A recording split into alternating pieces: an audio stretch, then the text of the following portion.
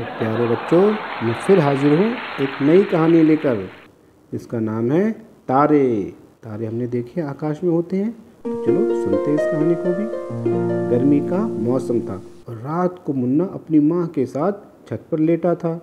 उसे नींद नहीं आ रही थी। वह एकटक मतलब आसमान की ओर देख रहा था, देखते ही जा रहा था आसमान को। माँ, क्या आप मेरे लिए तारे लाएंगी? उसने माँ से कहा। नहीं बेटा, तारे हमसे बहुत दूर है और ये बहुत बड़े होते हैं। माँ ने जवाब दिया। कितने बड़े माँ? बहुत बड़े, आपसे भी बड़े। हाँ, हमारे घर से ही बड़े। हाँ मुन्ना, कुछ तारे तो हमारी धरती से ही बड़े होते हैं। तभी एक तारा तेजी से चमका। मुन्ना चौंक कर बोला, माँ, उस तारे को कुछ हो गया है, वह तारा टूट रहा है मुन्ना। वह तारा टूट रहा है मुन्ना, माँ बोली। यह टूटकर कहाँ गिरेगा माँ? धरती पर, माँ ने कहा। आपने कहा ये धरती से बड़े होते, तो क्या अब हम इसके नीचे दब जाएंगे? मुन्ना घबरा गया। माँ के पास कोई जवाब नहीं था। तो माँ ने मुन्ने को अपनी सीने से लगा लिया और बोली, तुम बहुत सवाल पूछते हो मुन्ना, अब सो जाओ। मुन्ना फिर से तारों को देखने लगा और सोचने लगा।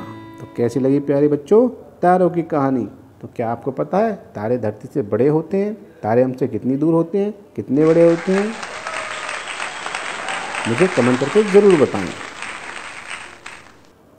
प्यारे बच्चों, अगली कहानी है ब्लैक बोर्ड और डस्टर की कहानी, जो हमारी क्लास में होता है, जिसमें हम लिखती हैं और जिसे मिटाती हैं। जिस पे लिखती हैं वो ब्लैक बोर्ड, अब तो बेटा वाइट बोर्ड भी होने लग गया स्कूल में, और डस्टर तो होता ही होता है।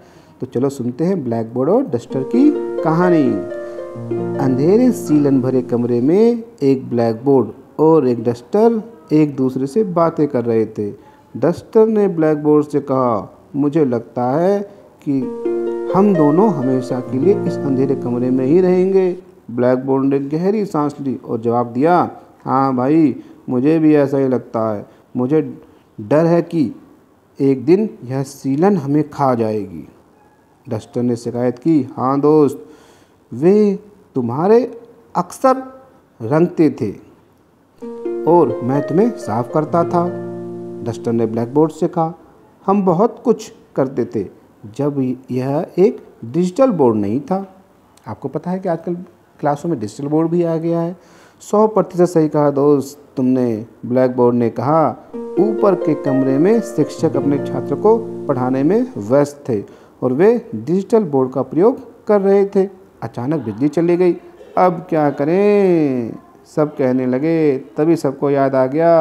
शिक्षक ने स्टोर रूम को खोला और ब्लैक बोर्ड और डस्टर को वापस कक्षा में ले आए। और ब्लैक बोर्ड और डस्टर ने खुली हवा में लंबी सांसें ली।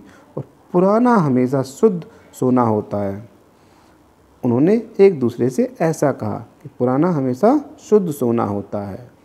तो प्यारे बच्चों, इसका मतलब आपको मुझे बताना है कमेंट करके। और ये कैसे लगी आपको स्टोरी, मुझे कमेंट करके ज़रूर बताएं और अपने दोस्तों को ज़रूर शेयर करें। धन्यवाद।